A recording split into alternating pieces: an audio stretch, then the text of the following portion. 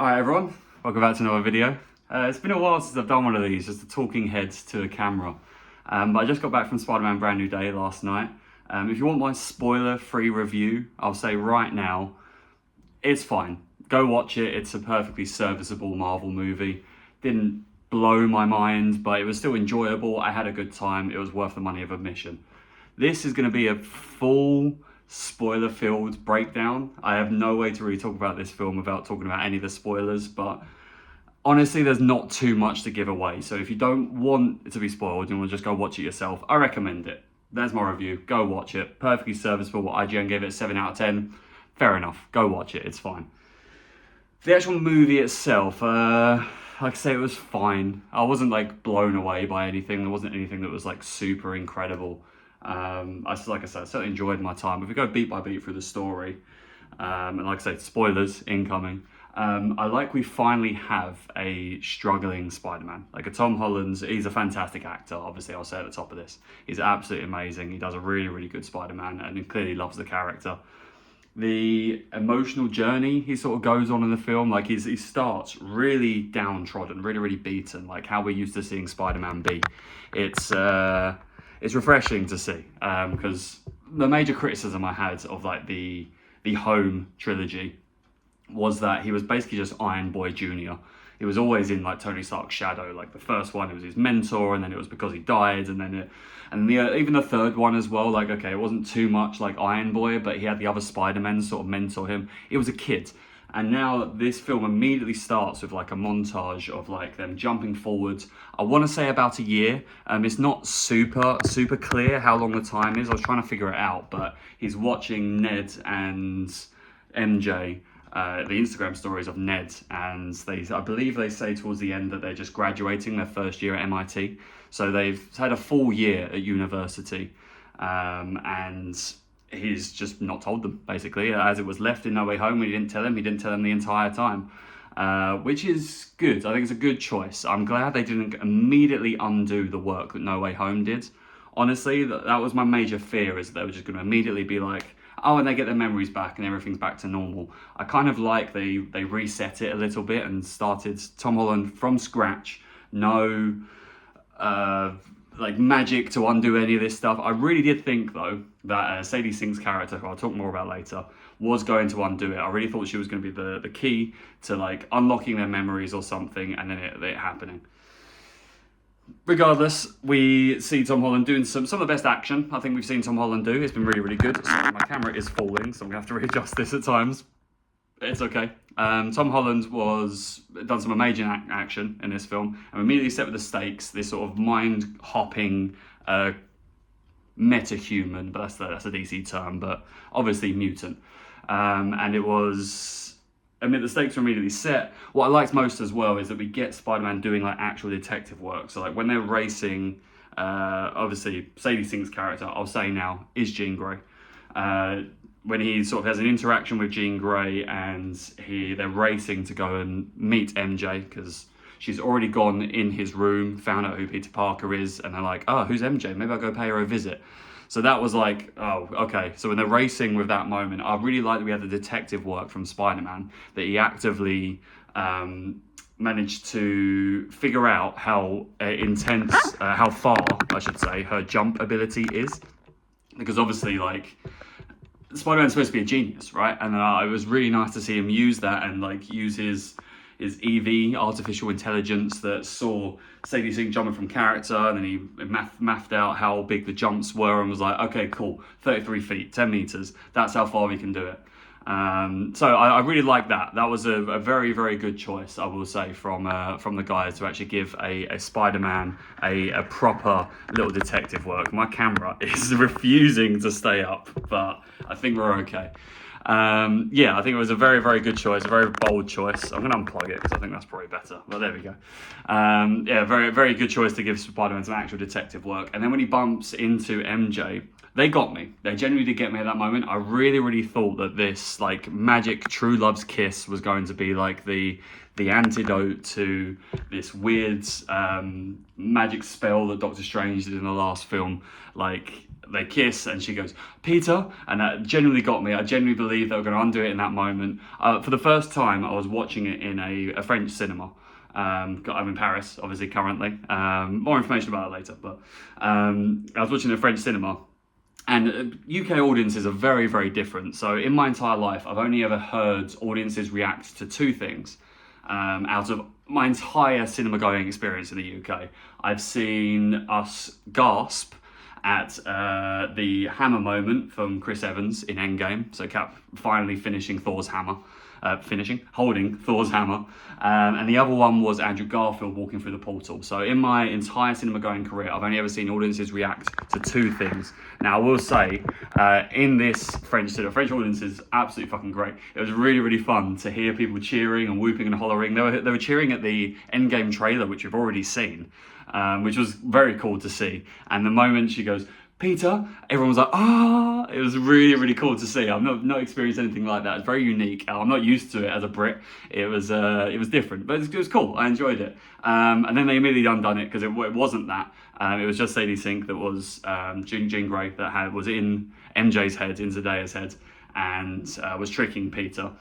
Then she chucks herself off the fucking building, and I was like, oh my god, are we going to get a fucking Gwen Stacy moment? But no, he did manage to catch her, and she managed to survive, so thank Christ, because I was like, I wasn't expecting that. If they killed off MJ in that moment, that that would have been something else. But they didn't go with it. I suppose Zendaya's a big bankable actress, so they wasn't actually going to do it. But regardless, anyway, stakes are set. Then we get on to like the DODC. The thing is, like, so the problem with this film is kind of just like beat to beat to beat to beat. There's not any like amazing moments that sort of super jump out to me. I'm giving you like the sort of breakdown of like the process of the film, where they sort of one thing happens, another thing happens, because the beginning is so slow. It's so unbelievably slow. And when they finally do set the stakes of Sadie Sink, then thank fuck.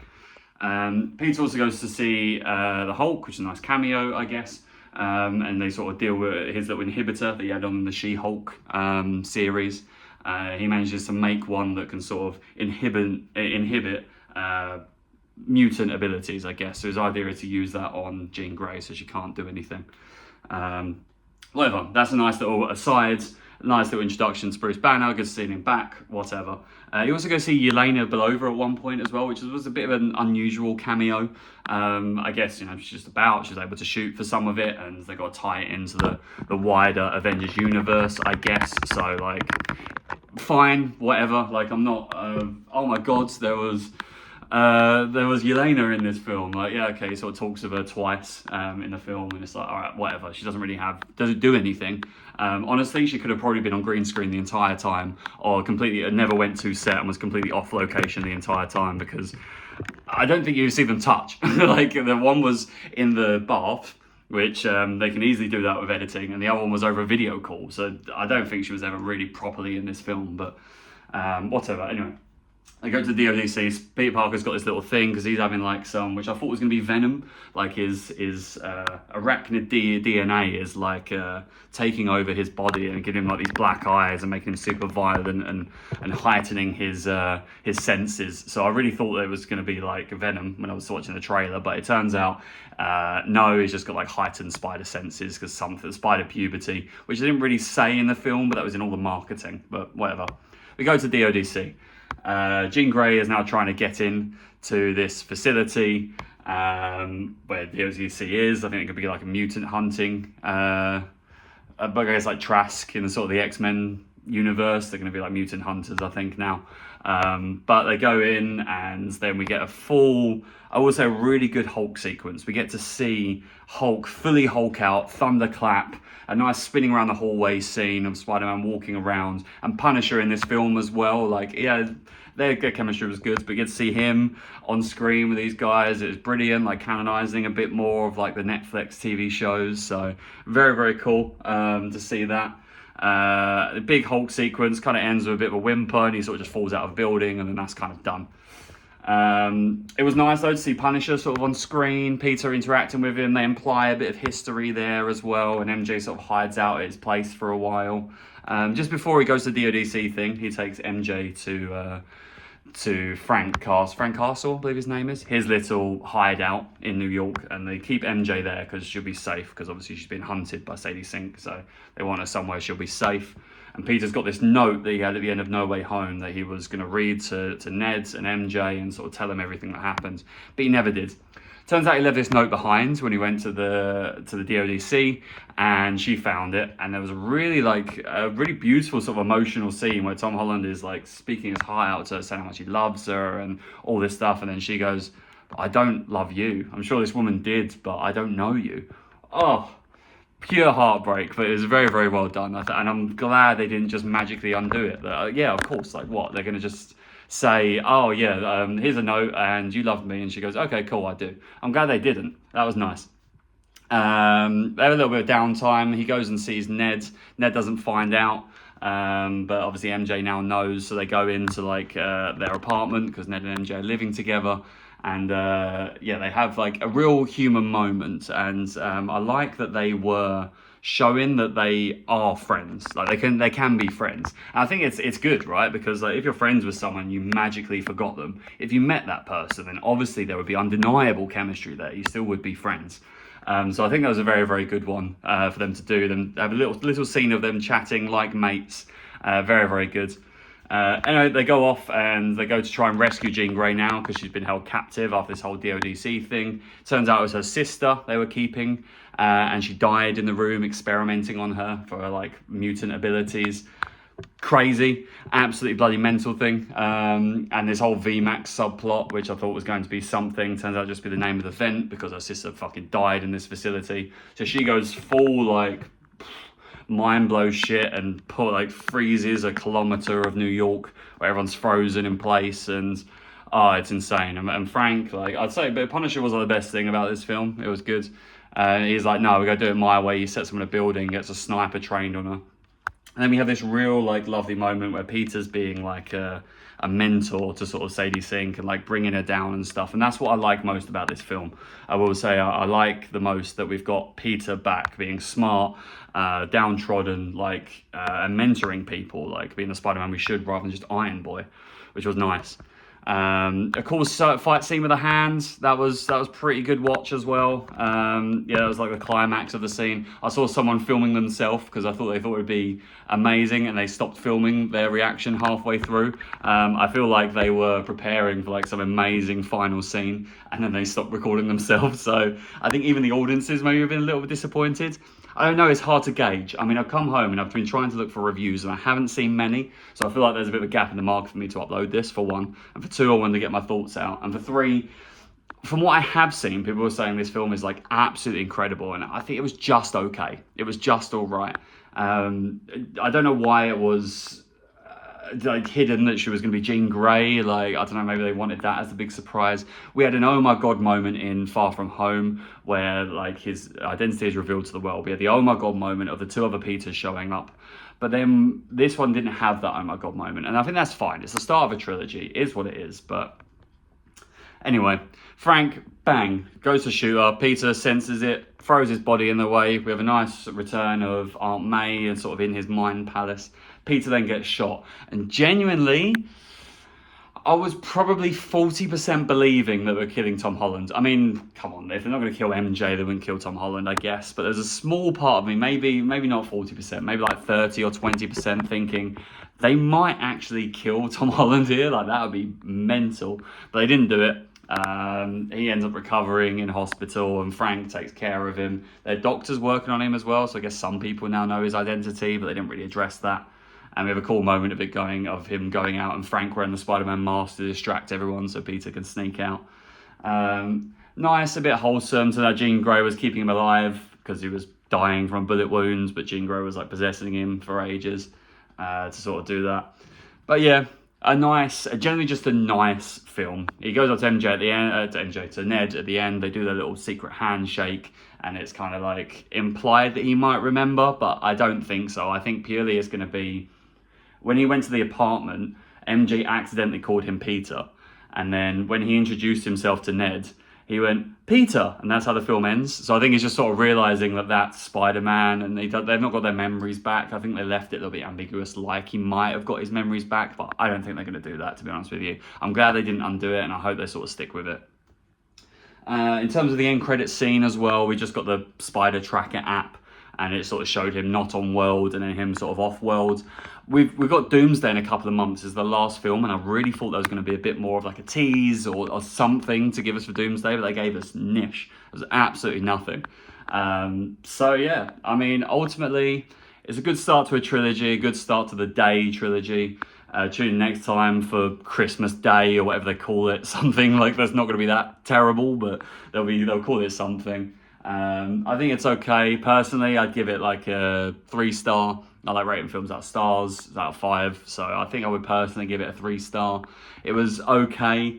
Honestly, if I had to rank them, Far From Home and No Way Home are really, really tough. I think purely for the No Way Home 3 Spider-Man bit, I think that has to be number 1 for me. My favourite review is pretty much it. They said, if Kevin Feige walked out into a blank room and said, sorry guys, we couldn't figure it out, here's the Spider-Man, and it was just them swinging around for 90 minutes, fine. So I think, yeah, the plot is a little goofy, but I think for the payoff, yeah, I think I would go No Way Home, then Far From Home. I really enjoy it as a standalone film as well, absolutely fantastic. Then probably Brand New Day. I didn't really like Homecoming, but I think I liked it more than Brand New Day. So yeah, I think I would put it 3rd if I had to, gun to my head. And then, I mean, in terms of the other ones as well, I mean, I don't know, they're classics. I can't really compare the Tobey and Andrew versions, but fine, go watch it. There's all your spoilers and everything. Like I said, there's no oh my god moment. There's no insane moment. I kind of just wanted to record this to get some of my thoughts out. A little confusing that we now have mutants already in the Marvel Universe, kind of just retconning that. I thought Doomsday was going to be the big clashing of the 3 universes, and that's how we get the X-Men, but whatever, we now have the X-Men, like we have an X-Man in the Marvel Universe, so whatever, they confirmed that first, fine. It was completely serviceable, totally fine movie. You'll have a good time when you watch it. Maybe upon rewatch I might like it more, but for me, I think a 3-star is still generous. It wasn't incredible, but it was a fun time. That's all it for me. I think I've got all my thoughts out now. I kind of just wanted to, as I say, record this to get some of my thoughts out. And yeah, I mean, you know, it's been a while since I've done one of these, so I wanted to sort of get it out on camera. And I've not seen many do it, so I feel like it would be a good time for me to put a little review out anyway, because it's been a little while. I am here in Paris. I've been living here all summer. I'm maybe going to be living here for longer. I don't know yet. For those of you who don't know, there's now life update stuff, so you can stop talking about it. You can go away if you just cared about the film, but if you want more from me, I've just come back from a gap year traveling. I filmed a lot of stuff, so there's going to be, I think I want to say maybe 7 travel videos that I'm going to be spacing out over the year, because I filmed quite a lot of stuff while I was away. So I'm going to be editing those together. I'm going back to London in one day, actually, just to go see some friends. So I'm going to edit some stuff while I'm there, and I'll slowly sort of churn them out over the next year. But thank you for sticking by with me. I hope you've enjoyed all the YouTube shorts and stuff that I've been put up for the last year. I wanted something while I was going away traveling. But maybe normal uploads will resume. Maybe they won't. I just want to do this for a little bit of fun. I hope you enjoyed. Thank you so much for watching. YouTube outro, I've forgotten how to do it. See you later.